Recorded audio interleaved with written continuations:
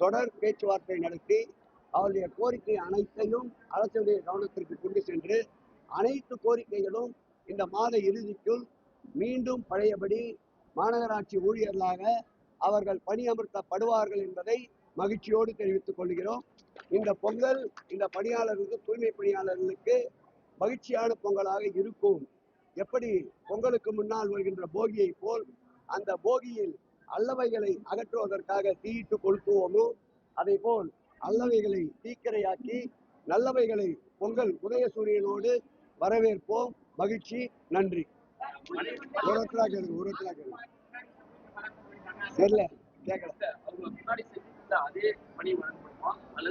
நிச்சயமாக மாநகராட்சி ஊழியர்களாக அவர் பணியில் தொடருவார்கள்.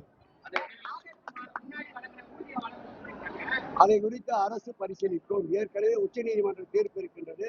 அவர்களும் தேர்ந்த வழக்கறிஞர், சீனியர் கவுன்சில் இல்லாமலேயே வாதாடக்கூடிய திறமையான வழக்கறிஞர்கள்.